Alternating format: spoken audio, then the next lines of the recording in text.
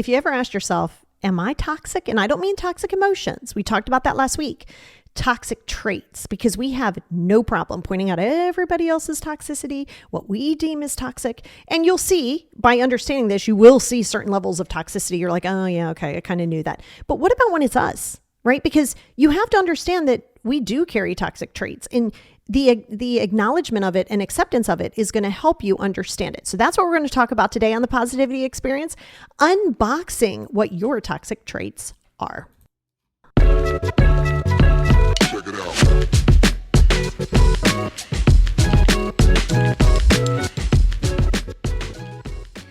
Hey everybody, and welcome back to the Positivity Experience. It's your girl Lori, and I'm so excited that you're here. This is episode 2 of the Vodcast, where I have it on YouTube as well. But as always, you can listen to this podcast anywhere you're getting your podcast. You don't have to see the video portion of it.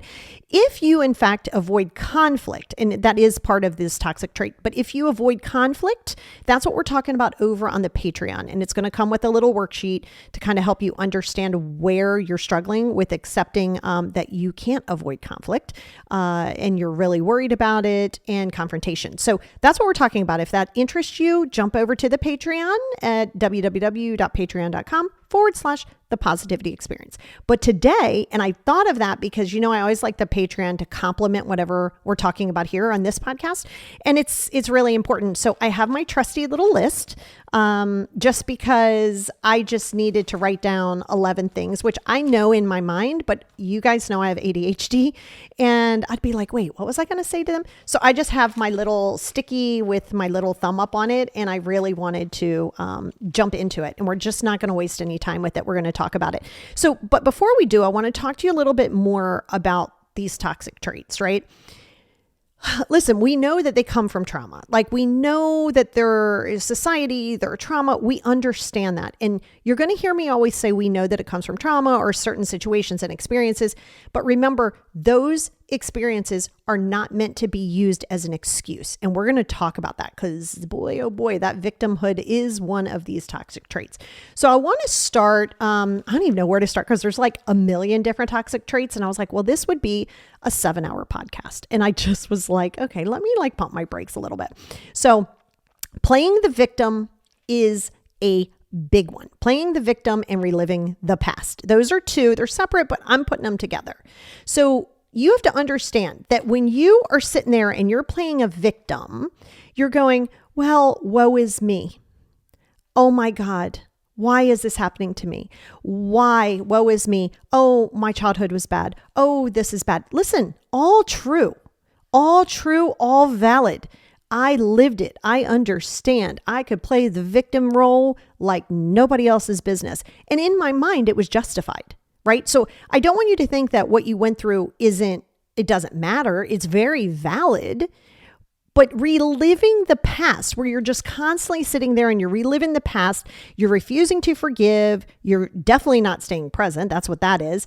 And there's a few reasons behind that, right? So we know that when you go into, well, I'm having a really bad day, and then you come home and because you had a bad day, whatever that means to you, you come in, you just assume you can dump your stuff. So it's not even just about living in the past. This is also about being like, well, I was in traffic. Well, this happened. I ran out of gas. I did all of these things. Okay. Yeah, it sucks. Feel it. But you have to be careful of playing the victim yourself and then giving in to people who do. And I say it all the time because you guys know I have clients all over the world that when people come to me, they are in a victim mentality. The difference is they don't want to be there anymore. Right? So knowing that you don't want to be in a victim mentality anymore, it's so much easier to deal with, right? Like if you know someone is working on themselves or you're working on yourself, it gives you self-compassion. Now, if in fact you are playing the victim and you're constantly living in the past and, why did this happen? And why couldn't I have a regular family? And why isn't my relationships better? Well, you know what? They're not. And they weren't. You can't undo the time. So how do you work through that? Well, you guys know I had a whole series on forgiveness, and your ego, yes, your ego is saying, I don't want to forgive that person because I'm permitting it. No, by holding on and not letting go and accepting that somebody may never apologize to you. Somebody may never They may never get the justice in which you seek. I didn't say it's fair. It is not fair. It's most certainly not fair. And it's the acceptance of it. Because if you can't forgive, I didn't say forgive, forget, move on. You don't even have to have a relationship with the person. But forgiveness is 10,000% for you. And you say, well, how can I forgive? Like, I'm so hurt. Yeah, you're hurt. But remember, you're hurt. Your feelings are very valid and true to you, but they don't exist outside of your body. We talked about that last week. And so you have to get clear that when you forgive, you are literally setting yourself free, because when you're not forgiving, that person is living rent-free in your head. And until you can really process it, and this means go through the grief cycle, do your 5 journals, you're doing all of those things.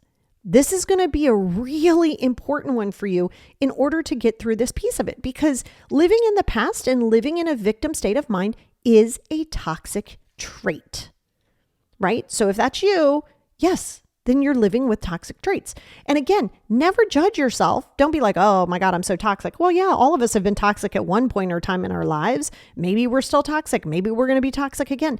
It's kind of, you might go in and out of it, but you have to understand what it is in order to actually repair and fix it, right? That goes into the next one. Okay. Number 2, taking things personally. Taking things personally is a toxic trait. Oh my gosh, because what's happening is you're allowing other people's opinion to dictate your self-worth, right? So somebody doesn't want to come to your barbecue. Somebody says that they can't make it. They're not going to come to your barbecue that day. You immediately go into, are they mad at me? Oh my God, why aren't they coming? What's going on? Oh my God, they just said no and they didn't give me a follow-up. They didn't expand on their boundaries and they didn't make me comfy with it. They don't have to. So you have to understand, when people give you constructive criticism, right? You might be like, oh my God, I'm taking it so personal. Why? Guess what? You're not supposed to hit it out the box. You're not. And when you can't take constructive criticism and you find yourself getting defensive, well, that's a huge problem, because in life, I didn't say you have to take what they're saying to heart and all those things, but you know what? That's how we grow. We grow by understanding that we don't know everything. We grow by making mistakes. We grow by doing those things. And when you're sitting there and you're constantly in a space of fearing this constructive criticism and then getting in your headspace that you're not enough, we know that that's a trauma response. And that's unhealed trauma that you've yet to resolve, right? Because I'm not saying you're never going to forget these things. Your past, you're not going to forget it. I would never even hypnotize you to forget it. I'd want you to remember it, because if you pull the power instead of focusing on the pain, right? It's growth mindset, right? We did a growth mindset last week. This mindset situation is amazing. Your growth mindset is going to help you like completely, because you're also overthinking the interactions. Like, oh, what did I say to that person? Oh my God, did I really just say that? Like, I'll give you an example, right? Because I think it's funny when I say it. I've done this at Dunkin' Donuts. I've done this at the bank. I've done it with random people on the phone where I go to hang up and I'm like, okay, I love you. Bye. And I'm like, I mean, I do love them because they're people, but did I just tell them like, I love you? Okay. Like, why would you be embarrassed by that? So what? Or like you think someone is coming in for a hug, but they're really not coming in for a hug, and you go for a hug and you're like, oh my gosh, did I make a fool out of myself? No, you didn't make a fool out of yourself. You just assumed that it was one way. Stop overthinking the interactions. I could have said this. I should have said this. Did I sound stupid? Did I do all that? That's going into, believe it or not, that is a fear, but it's also part of taking things personal, right? Because here you are, you're going into number 3, which is perfectionism, right? You think for some odd reason that perfectionism is a real thing. It is not. Perfectionism is always rooted in insecurity and trauma. That's right. Trauma. Proven, scientifically proven. Research studied, proven that perfectionism is rooted in this. Okay, because think about this. If you didn't do things the way somebody wanted it done, or, do it to the best of your ability, but do it right or don't do it at all. Like all of these horrible things that were taught to us. Do it right or don't do it at all. That is so gaslighting and terrible. It is awful advice. If you can't do it right, don't do it at all. Well, why? Because you might not. And what is right? Like, what is right? Right based on what? So you have to be really careful of taking things personal, going through that criticism, all of these things. And so the perfectionism goes into, well, how was I supposed to have that relationship? Like, I should have said this. Well, I didn't say that right. Why didn't I get smarter? Why didn't I show up the way that I know that they wanted me to show up? Like, here we're going into some perfectionism that is so hard it's like you can't reach it because it doesn't exist, right? It's one thing if you're like, hey, I want to have blonde hair. Well, you can achieve that, right? Get a bottle of bleach, boom, you got your blonde hair. Easy to achieve, right? Might be a little bit harder, but it's achievable. Perfectionism is not achievable because there's not a gold standard for perfectionism. It does not exist. What my version of perfect is and your version of perfect is night and day. Now we can say things like, I might be like, oh my God, the day is perfect. Well, it's perfect to me. It's not the gold standard of perfect, right? If it's a beautiful October day and I'm by the fire, yes, it's a perfect day for me. You may not deem that. So you got to stop with the perfectionism, because if we go back to you taking things personal, the constructive criticism comes at you like, oh my God, I'm failing. Oh my God, I suck at this. Suck at what? That's because you're focusing on the perfectionism that's not real. See, that perfectionism does not exist. So yes, perfectionism is an absolute toxic trait, right? So really and you're going to kind of see how these all overlap with each other and how they're pretty much all spider-webbed connected together, right? Like, if you say self-care, well, that's a big umbrella. Self-love, big umbrella. Creative, big umbrella. It's the same as this, okay? So they're all going to spider in like together. Now, this also goes into number 4, external validation. I drill this into my clients' heads on a regular basis. External validation. You're sitting there and you're trying to seek this external validation of, does this person like me? Is this, well, that goes into people pleasing too, but I'm going to get there because that's a big toxic trait too. But when you're worried about this external validation, like, that was a good job. I hear you. I mean, we like to know that we're appreciated. We like to know those things. But when you bank your worth on this external validation, it is going to stick you at all times, right? And external validation isn't just verbiage from another person. It's external validation that you're successful. If you're not watching, I'm using quotations here, that you are successful because you have X amount of dollars in the bank. You have X amount of family members or kids and spouse. You have this size of a house. You have this size of a car. You have this, okay. Those are all great things. Those are all good things to celebrate. Those are not required for validation, internal validation. No, they can show your hard work. Sure. You can say, wow, I feel good about it, but don't sit there and hold on to that and say that's going to keep you whole and at peace, because it's really not. It's really not. And so this is why that external validation, and if you think about the ones that we just talked about, right? So think about that. Perfectionism, right? So if somebody goes, oh my God, that was amazing. You did great. Well, you're like, yeah, I did. I did that perfect. Or like, oh, look at that. It was so personal, right? Or, you're like, well, there's definitely no need for me to play a victim now because I did this great job. And you're always going to be banking on it. And you got to remember, these people who are giving you this external validation can only do so from where they are in their own life. That's true. They can only validate you where they believe in. If you're doing something that they don't believe in, they're not going to validate it. If they're doing something that they don't understand, they're not going to validate it. Look at the world we live in. The moment somebody doesn't understand something, or it doesn't, they don't know, then suddenly they got to debunk the whole thing. They got to tear it apart. They got to say it's wrong because they're not comfortable.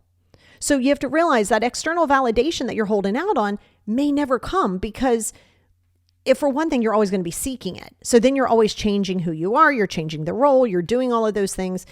And that external validation goes hand in hand with the next one. And that's people pleasing. People pleasing is a massive toxic trait. Again, we know where it comes from. We know it comes from, the trauma, but it comes from a fear of failure and a fear of not being liked. Like, if we're going to really dissect that down and go in, you have to understand that, for example, let's say you're dealing with someone who, I'm going to give you an example, like a real life example, or it can be a real life example. You're dealing with someone in victim mode. Okay. You're not in victim mode. The other person you're dealing with, you're having a conversation, they are in victim mode. Okay. And you say, you're kind of voicing yourself and, you go, hey, I felt, kind of hurt when you did these things. Well, yeah, you know what? I did it because this is what you said this and it triggered me. So you see, victim mentality isn't just about your own past. Victim mentality is about, well, I'm not going to take accountability. I'm going to say I did it because you hurt my feelings. I'm a victim now. And this is a big one when we're talking about victim mentality. It's not just about living in the past. It's also about the fact that you got to stop blaming people. My boss yelled at me, so I lashed out. Okay, well, no. I get it. No one should be walking around yelling at you. I hear you. But in the same token, stop blaming. This goes into your toxic emotions that we talked about last week. That's why I did these back to back, because they play really nice together, and your toxic traits can fuel your toxic emotions and vice versa. It's kind of like the chicken and the egg, right? So, but you have to understand that when you are people pleasing, you're trying really hard not to not be liked. And I get it. Like, nobody wants to just walk around and everybody hate them. But I promise you this, if you walk around people pleasing people, and I promise you this, I don't make a lot of promises, but I am going to make this one. You're never going to be your authentic self, because you're going to try to please the sister this way, the boss this way, the mom this way, the spouse this way, the coworker this way. Oh my God, that's exhausting. And there's a few things with people pleasing. Number one, stop apologizing. Oh my God, stop with the chronic apologizing. If in fact you did something that you just didn't feel good about, I didn't say what you think they feel. I say, because we're all human beings. We're going to hurt people. We're going to make mistakes. That's a normal part of life, right? And then you say, oh my gosh, I'm really sorry. I really apologize. If in fact you feel as though you need to apologize, don't apologize. Like there was somebody in the bank one day. I was going in for something and they dropped a pen and they looked at me and they said, oh, I'm sorry. Well, wait, what? Like, why are you sorry you dropped a pen? I don't care you dropped a pen. Like, what? Stop apologizing for everything, right? I understand. Like I said, we know where it comes from, but you got to stop apologizing.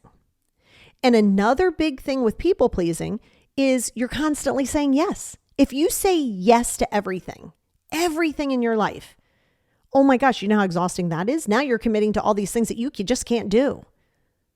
You have to put a pause in there. Don't be so quick. If someone goes, hey, do you want to come over to the pool? Don't be like, yes. I don't know. Let me see what I'm doing and let me get back to you.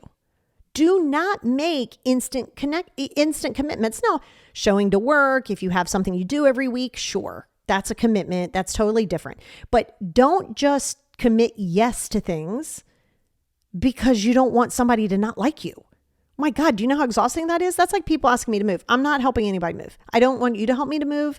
I'm not helping people move. It's just not my jam. I don't like it. It's not enjoyable. I have. And would I? Of course, I would help box some things and do those things. But no, it's just one of those things that it's the ADHD in me. I don't even like to move my own self. I barely like to take clothes out of the laundry because it's chaotic. So, but I know that about myself. So I would help you. I would say, hey, let me help you get movers. I would totally help you. But see, you have to know, I'm not going to say yes just because I don't want you to be mad at me, because then I'm going to be miserable. I'm going to be miserable there. I'm going to create a bad atmosphere. I'm just not going to put myself or you through that. See, now this goes back into taking things personal. If you're like, well, but I would do that. Okay. Not everybody's you. And I would help you. I just wouldn't help you actually with the physical act of it, because it just really stresses me out. It just kind of is what it is. And that's why you got to validate yourself. Because when you're people pleasing, you're looking for that external validation we talked about. But that external validation can only come from wherever the person is in their mindset in that moment. All right. So you have to be clear in that. And so you want to put distance from responding. And, they say this, and I totally agree with this. This has nothing really technically to do with people pleasing, but it's the same concept. If you're super happy or you're super sad, do not make a commitment. Because when you're happy and you're feeling good, maybe you got a few drinks in you, life is great, it's a beautiful summer day, and people go, oh my God, we should do this. You're like, yes, oh my God, let's get together. And then the next day you go, oh my God, what did I commit to? Because You do have a right to change your mind, by the way, FYI. But you don't have to go through all that stress and hassle and all these things if you just don't make that commitment. And especially when you're sad too, because then you're going to make other commitments and then you might not feel like doing those either. So you want to put a pause before, don't go into the people pleasing if somebody inviting you somewhere and you feel this obligation to say yes or okay, yeah. And here's a big key with this whole people pleasing thing. And this, for some of my people pleasers, you're going to go, oh my gosh. And this goes into the conflict, avoiding conflict. And this is why I said, that's why I complimented them with the Patreon. But it's okay to say, I don't want to. Stop saying I can't. I can't is very passive aggressive. I can't make it today. I can't. Now, sometimes you can't make it. You're right. If you're running late in traffic, you literally say, I'm not going to be there because I'm in, you don't have to say I'm in traffic. You literally can say, I can't make it. Yes, there is a valid place for it. But if you really just don't want to do it, hey, do you have time to talk? I don't want to talk right now. That's right. You're allowed to say that. That is a boundary and that is okay. How the other person sees that, if they take that personal, is not your responsibility. And that also pertains to you. So if someone says, no, I don't want to do that right now. Well, okay, they don't want to do it. That is a valid reason. And that's really hard for people pleasers to say, I don't want to do it. And again, if you can't do it because you're in traffic or you're not feeling well, that's different. You really can't do it. But if you really just don't want to do it, I don't want to. And that is an actual respect that you're giving them and yourself. Right? And again, you got to stop in the people pleasing. You start worrying too much about how other people are going to respond to that. And again, you're not being a jerk. You don't have to be like, I don't want to do that. Like, you don't have to be rude. You just say, no, I don't want to talk right now. And then you can always say, hey, and if in fact you want to, you may not want a rain check, but if you do say, you know what, I just don't want to right now. Give me an hour or two, or give me till Tuesday or whatever. That's fine. But that's why people pleasing is a massively toxic trait, because you're never going to end up being your authentic self. Now, that goes hand in hand with our very next one, and that's judgment of others. Judging another human being or their situation is seriously toxic. It is a big toxic trait, big, huge. And you have to understand that who are you to judge that situation? Why are you sitting in judgment? Why are you more superior? What are you judging? Now listen, you're not going to be able to help people stop judging you, because unfortunately people are going to judge you when they're not good with themselves. When people are not good with themselves, they're going to continue to judge, right? Now, here's the deal. You can observe a situation and say, that doesn't work for me. So if somebody is doing something or there's a situation going on that just isn't in alignment with you, observe it and go, that person is it's just not a connection for me. Or that situation is just not a connection for me. But what you don't get to do is be like, I don't understand why they're not doing that. Why are they doing that? That's dumb. Okay, why are you sitting in judgment? Again, observe it. If it doesn't serve you, that's perfectly fine. But sitting in chronic judgment is going to not only push, because it's easy. It's like pushing your stuff away, right? It's stop looking at everybody's other side of the road and going, their road is so dirty. How's your side of the road? And I don't just mean aesthetically. Are you handling the stuff that you need to take care of? Why are you judging them? Well, I don't like how they're living. Why are you in entitlement? Because entitlement is an absolute toxic trait. And we're going to talk about that too. But you have to understand that when you sit in judgment, I didn't say observation, that's healthy. Observing, because everything isn't going to vibe with us. Everything isn't going to align with us. We don't have to understand it. That's the other caveat. That goes into ego. When you're judging someone, you are in your ego. You feel superior. You feel as though someone needs to explain it to you, why they are acting the way they are. I always tell you, be careful of asking for the why. Number one, people don't have to give you their why. Number two, when they do give you their why, are you just going to accept it? So if somebody goes, well, I don't want to hang out with you today because you've been really negative over the last week. Are you going to go, okay, that's fine. Thank you.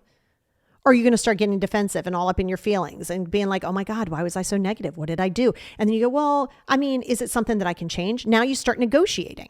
No. You have got to understand that that why may never be good enough for you. You want the why that makes sense to you. You want the why that says, oh, okay, it's not me. And maybe it is you. But you don't, you know what I mean? If somebody doesn't feel that everything doesn't need to have a conversation, everything doesn't need to have a resolution, because you'd be battling with people all day long.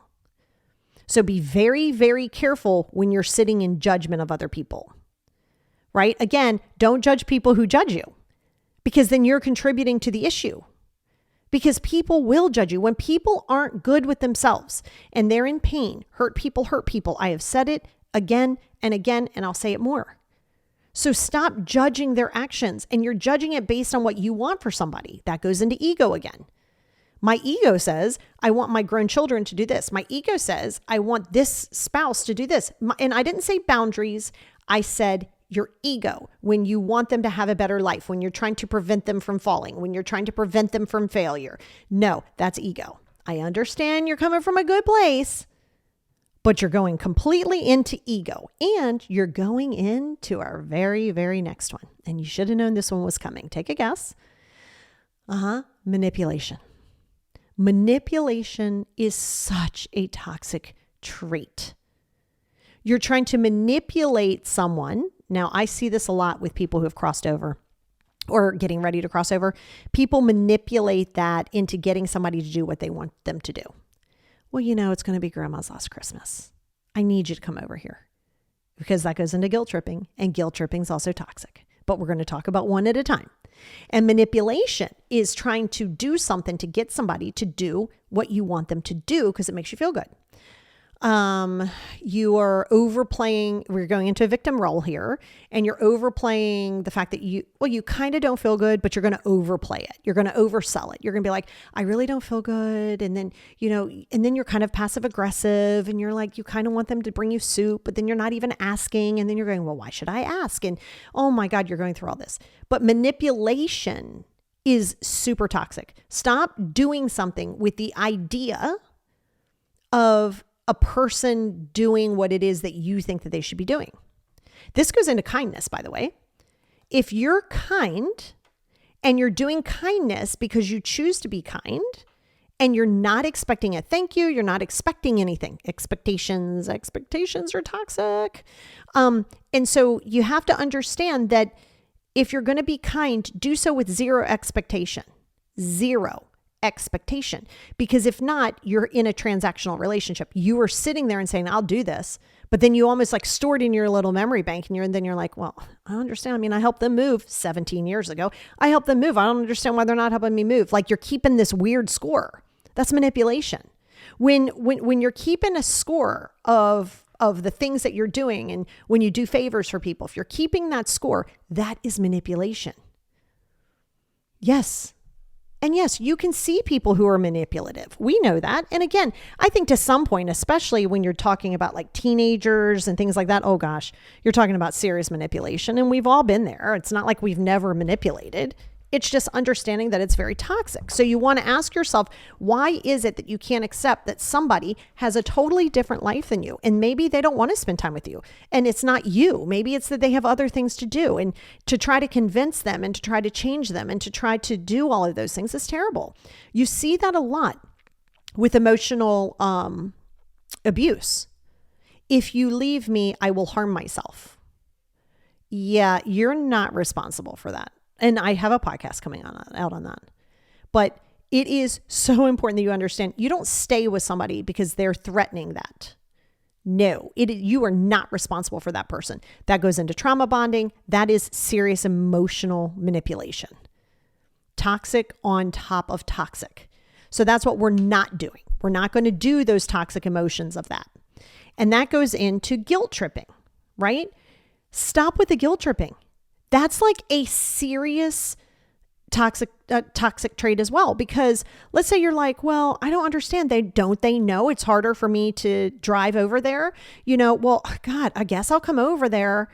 I mean, I don't really want to, but sure, I'll come over. Okay, so what are you gaining from that? Or, and that goes into expectations, right? When you have expectations of other people doing how you would do and you wanting them to be how you would and respond as you would, oh God, you start going into guilt tripping.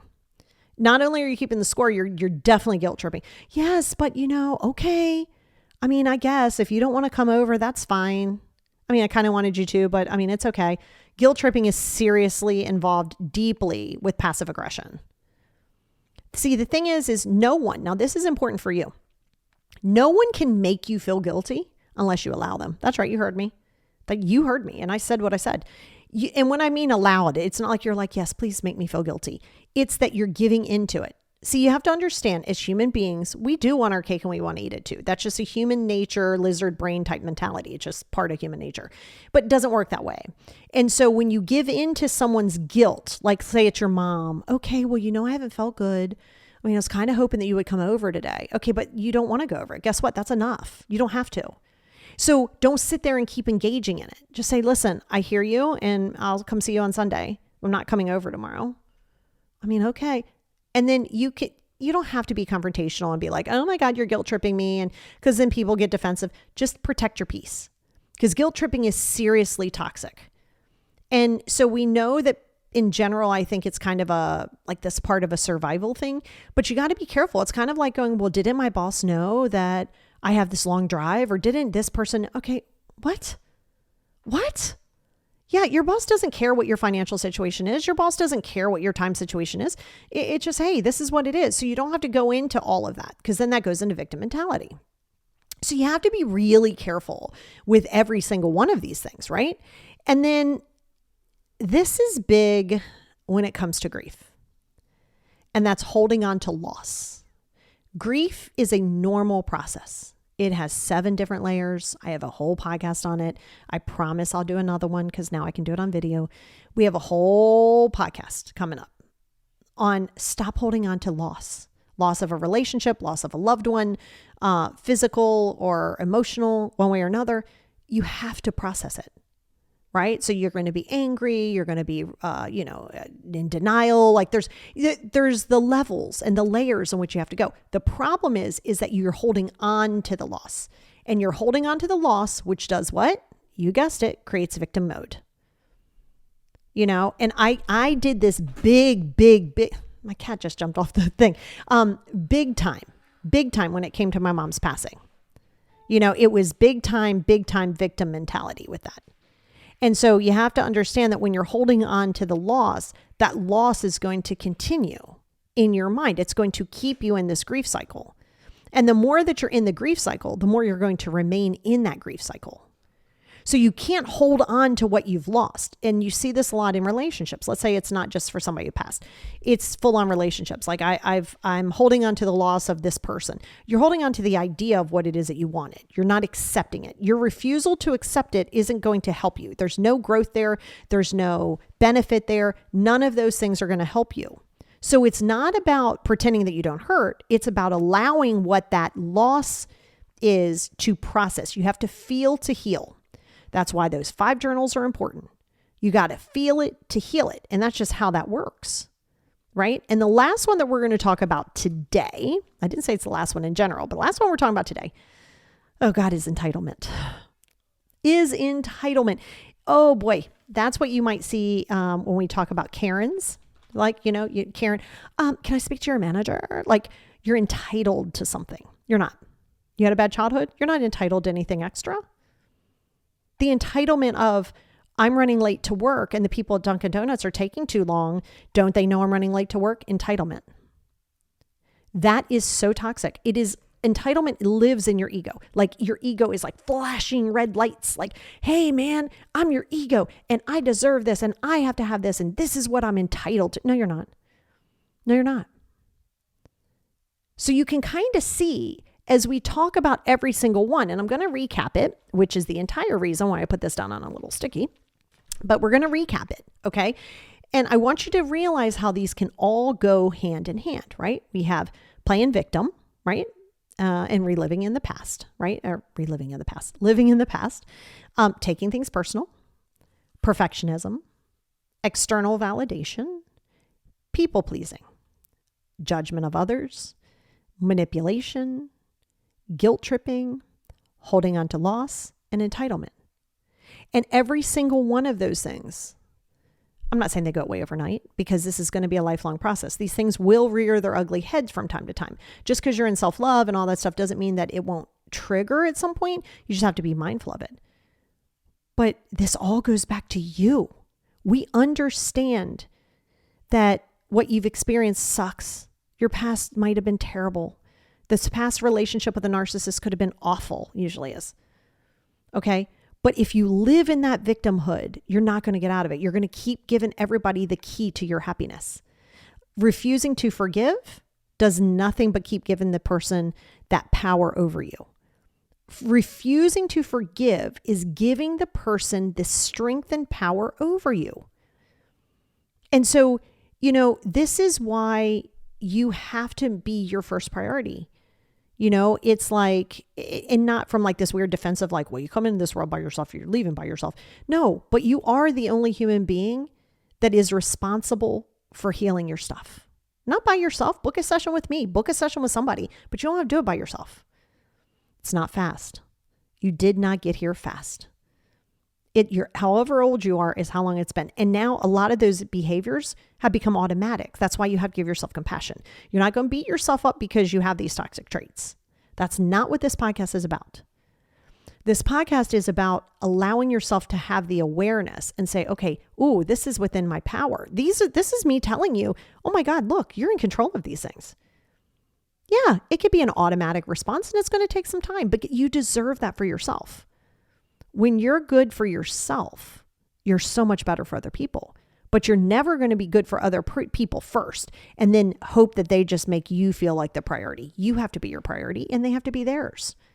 That's autonomy. That's secure attachment. That's healthy relationships. You have autonomy. I have autonomy. You do this with your friends. I do this with my friends. I don't need to be under you 24/7. I don't need your validation. I feel comfortable with myself. Because you are the only human being that you're going to live 100% of your life with. So you want that person to be strong. Okay? So there's a lot of work to be done here, but this is a beautiful thing. You're not going to self-loathe. So if you checked every one of those boxes and thought, oh my God, I'm so toxic, it's okay. Welcome to the world of being a human, where toxicity is kind of what we do when we were in survival mode. Know where this came from. Reason, not excuse. So in knowing that, you had to give yourself that compassion. Right? And I have faith in you, because I'll tell you, it's hard. I'm not going to lie to you. It is hard. It is hard to accept things. It is hard to meet people where they are. Life is hard. There's no shortcut to it, but you have those two choices of hard. On the other side of this hard is peace. And now you have to work on it every day, but on the other side of this is peace. On the other side of hard, refusing and avoiding is not peace, is dark, is hollow. And that's why avoiding conflict isn't good either, because you're not allowing yourself to be seen or heard. Okay. So with that being said, I hope that this was very helpful. If it was, feel free to share it with your friends. If you're watching this on YouTube, jump on, let me know how you still like these, because I think I'm going to keep them. And again, you don't have to watch it. You can see this anywhere you are. So I love you guys. I have faith in you, and you deserve to work through these things, because you know what? You're pretty awesome.